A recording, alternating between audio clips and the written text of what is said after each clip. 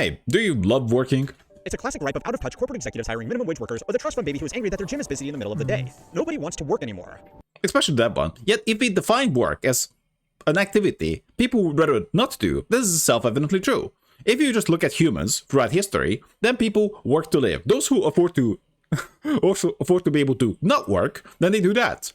And they afford that by living on the work of others. Those would be called the workers, or you can call them slaves, but humans wouldn't do this unless you force them into it. Now, I really hate to say this, but by looking at the numbers, they might have a point. Labor force participation is approaching generational lows even after the pandemic, while labor force That's a 3% drop. participation amongst men specifically is the lowest it has ever been. That's a 15% drop. Declines have been happening at the same time that unemployment is theoretically quite low, which, if the economists are to be believed, means it should be easy for people who want to get a job, right? Yeah, but the unemployment numbers are famously tweaked. So you have the people who are employed, and you have a lot of everyone else, and people are possibly not counted unemployed if they are looking for a job for a long time. It's like, oh yeah, that Bob couldn't get a job for like 3 months, so I guess they're not unemployed. They're just early retired or something. Well, not quite. And these numbers are confusing at best, or downright misleading at worst. Is people just don't want to go to work. There's a poll I read a long time ago. I hate that argument that I hear it over and over and over and over again. Every kind of system blames the agents, especially agents within the system who have it good, always blame the other agents. You just need to try harder. I have it good, sucks to be you. But you have no choice but to join the system where I have it good. So, yeah, that's not what you want to see. But of course, they wouldn't want to change the seats. Only like 18% of Americans feel engaged when they're at work. I hate my job! The signs are everywhere. Businesses, especially restaurants, need employees and they need them Dude, now. less than 20% of the country likes their fucking job. That seems a little high, but it is not impossible. You can have a job that doesn't exploit you, technically, but the interest of the employer and the employee are kind of opposed. And a job doesn't have to be bad. So suppose you're an employer, what you can do is like actually pay your employees well, and don't be a dick, right? And that would put you above at least 80% of the employers. Okay, so there are two Possibly way more.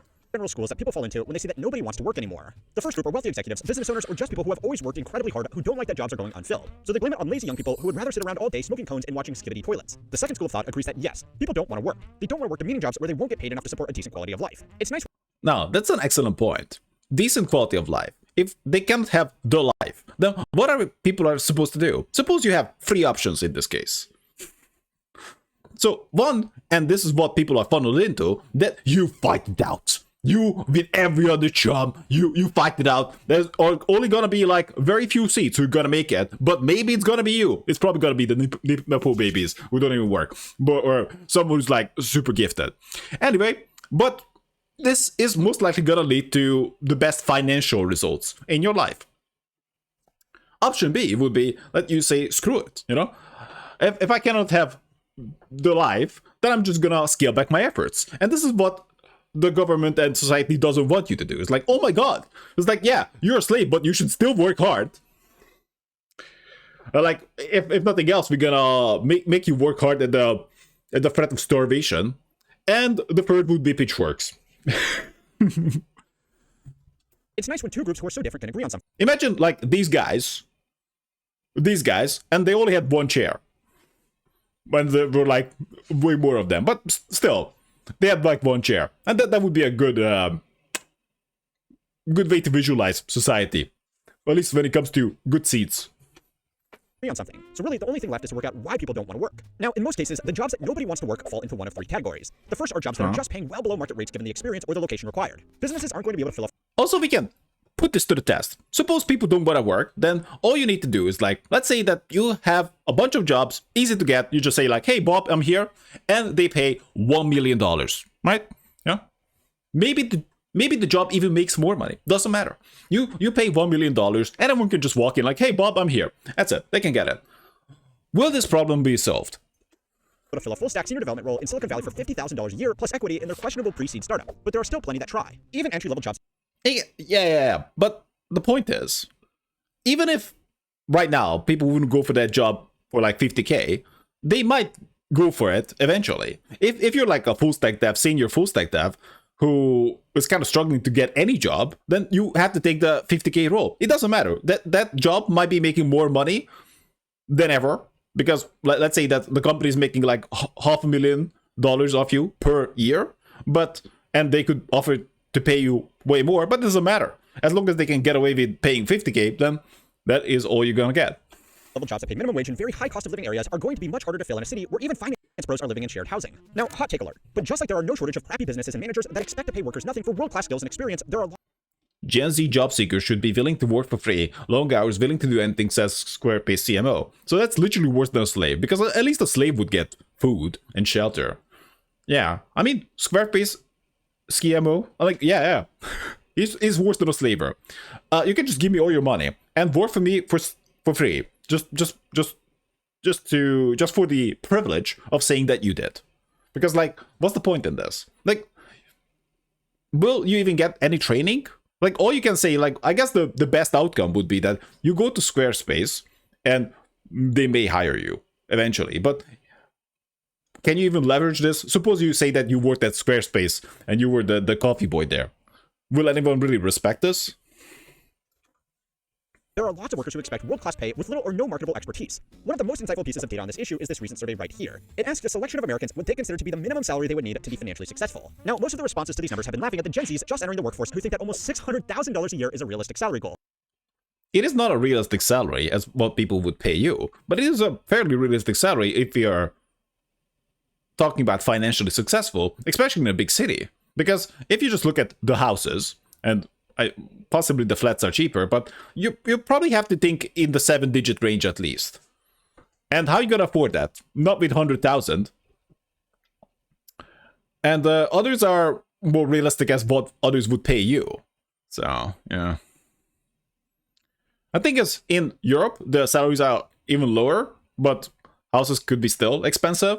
My point is that the Gen Z is closer to being correct than everyone else. Everyone is more like, this is what they would pay me at most. But Gen Z would be thinking like, yeah, I would need a lot of money. Goal. Because for most people, it just isn't. Unless you are in a few very specific career paths, there are basically no jobs that pay this money. And even then, you need an insane amount of luck to get those opportunities. Now, It's more like connections. It's more like connections, and you would need to be exceptional.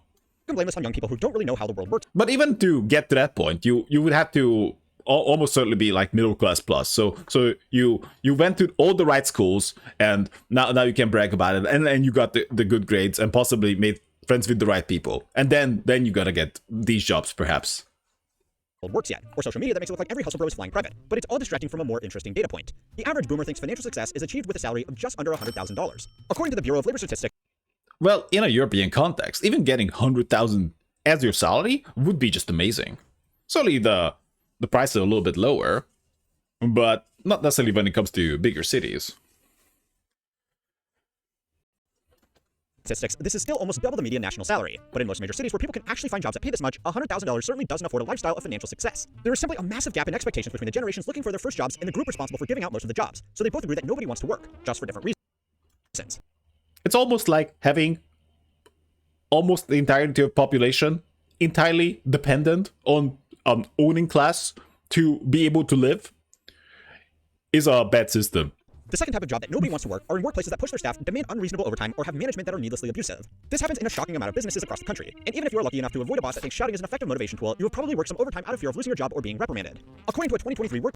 It's also not very effective. If you want to get extra out of people, then you would get more with positive reinforcement. Survey, the average full-time worker across the country studied is now putting in an average of 9.2 hours of unpaid overtime. These jobs often don't have much trouble finding people to start, but they do struggle with high staff turnover. The third are simply jobs... Yeah, obviously. As soon as people leave, they leave. But they might be able to get extra, overtime from you because you can't. That never actually existed. You probably all know about ghost jobs by now, but even if you really do want to work, there is a good chance that most of your applications are just going to build out a workforce database, not to actually be considered for employment. Now, whatever the specific reason... Also, you gotta put in the context that all the chums who are applying are wasting their time. So they could be... This could be just an insane amount of time spent, wasted. Like, I don't know. Let's say that the average chum who's like applying to jobs, let's say that they apply to 50 jobs per day. And they spent hours of their life every day while unemployed, just to fill out some database for some guy. Like, it was, yeah, it's unimaginable. And the results are the same. Less people end up working. But aside from settling some beef between entitled Zoomers and some out-of-touch boomers, this data all reveals something more concerning about work. So basically, simpler said, they're spending hours, possibly, if they're very eagerly applying, hours every day just to apply to jobs that are not even real.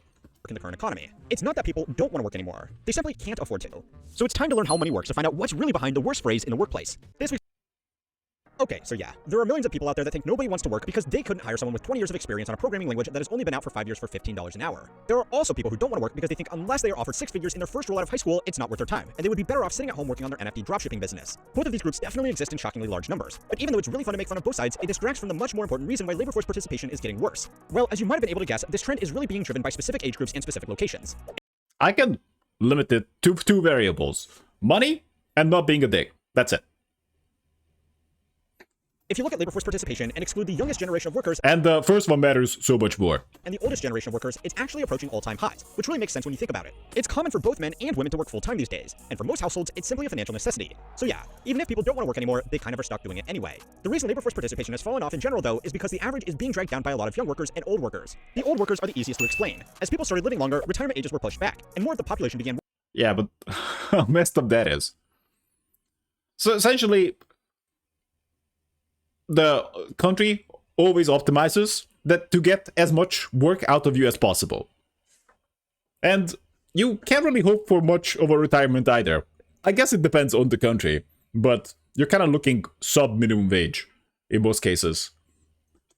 began working in non-physical jobs. As a result, a larger share of the population over 55 remained in the workforce. This has started to reverse, though, as self-funded retirement systems and general asset prices have allowed a lot of over 55s to step back from the labor force, especially after COVID, as a lot of people received severance packages and decided that an early retirement was better than going back to the office. Labor force participation from young people just entering the workforce either out of high school or college is also pulling down the average, just for different reasons. More people than ever are getting a college degree, which means they are starting to work later, and fewer people are working part-time jobs while they study because for many, it's simply not worth it given how much debt they are going to be in when they graduate anyway. This might not also be a shock to you, but it's getting really damn hard to find a job out of college. A few months ago, a post from a professor at Berkeley made the rounds after it spoke about his top students from a top college struggling to find work in technology, an industry that was hiring highly intelligent graduates like this as fast as they could make them just 24 months ago. Previously, a Berkeley CS graduate, even if not a top student, would receive multiple appealing job offers in terms of work type, location, salary, and employer. However, outstanding students, like those with a 4.0 in major GPA, are now contacting me worried because they have zero offers. I suspect this trend is irreversible and likely part of the broader trend impacting almost every employment sector. It's pretty grim stuff coming out of one of the best schools in the country. It might not be.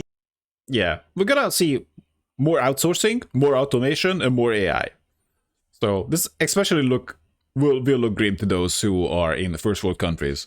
The most logical thing to do, but a common reaction from people who can't land a job And the government and our political system is not prepared for this. with the degree they got to make them more employable is to just go get another degree. The rate of master's and PhD recipients has grown even faster than people getting an undergraduate degree, because that's now normal to stand out in a highly competitive job market. And to be honest, it's a nice way for people to avoid the reality of the job market for another few years. Spending another So what? You spend your life getting a degree. Okay, you're not really spending your life, but let's say that you spend at least 4 years getting a degree. That is a total flop. But while you were doing that, you were also working minimum wage, perhaps, and then you get another one, or possibly get a master's, or yeah. I guess the dream would be that eventually you get to the point where it becomes a pyramid scheme. You teach it to other people and tell them that, oh yeah, maybe you can get a job with it. Spending another 2 to 8 years at college to get advanced degrees means people aren't in the labor force, which pulls down the average to look worse than it really is. So those are the ages that are perpetuating this dumb myth. But this trend is also highly dependent on location. And to see that, you need to go to the place where apparently the absolute least amount of people want to work. Yes, the Rust Belt state has the lowest labor force participation in the country, but also A lazy bunch. some of the most unusual statistical anomalies. The state is quite poor after its major industries like coal mining and manufacturing were either outsourced or simply fell out of widespread use. This means that a lot of areas have effectively been left behind with no major employment opportunities, meaning that labor force participation is much lower than the national average. But strangely, in some areas, the participation rate is much higher than what would be expected. A recent study conducted by economists from Hamline University, Cornell, and Virginia Tech found that depending on the county, labor force participation in West Virginia ranges from 42% to 77%, a gap between regions of 35%, while the average across the U.S. 42% though. States is just 17%, less than half of West Virginia. It's not unusual that cities and working towns will have higher labor force participation than other areas, because people often specifically move to these locations just to get work. But this variance was startling and uncovered a bigger national trend. The people in areas that still had work can't afford not to work, and the people in areas with no work couldn't afford to move to areas with work, since it could mean giving up family support networks or simply paying for the cost to relocate housing. A lot of people who had the financial means have already moved out of the state, only making this problem worse, as they take business opportunities and money away with them. It's a dense read because it's an academic paper. It's for nerds. But if you ever feel compelled to say that nobody wants to work anymore, Motivation focus of excuses and dedication. Let's go. definitely suggest you have a look at it. The report itself also looks at welfare issues specific to West Virginia. But just because the state is experiencing this problem the worst doesn't mean that it's in any way just something hurting them. The trend of a few concentrated cities doing extremely well while everywhere else stagnates can make nationwide figures look good. But it also means It just seems like that they have jobs. And some stations don't. Yeah, it makes sense because when it comes to local jobs, then they don't have much of a choice. So suppose there is like a high supply of jobs, then that's gonna drive up the wages. also means people who want to work have an So people might actually get paid okay money. option of trying their luck for one of the few jobs left in areas with fewer opportunities, or living in an extremely expensive city to compete with everybody else, fighting over a spot in the few places left where people can reliably get ahead. Finance and tech have become one of the last escape routes for people to make a deal with the devil to get out of these areas with little to no opportunities. And I don't know, guys. What is the best opportunity out there? I would say trying to leverage AI in any way you can. Try to get rich with it. And if you're not doing that, then try to be as far away as possible from AI. So those are the two good strats. But if you have a better idea, leave it in the comments.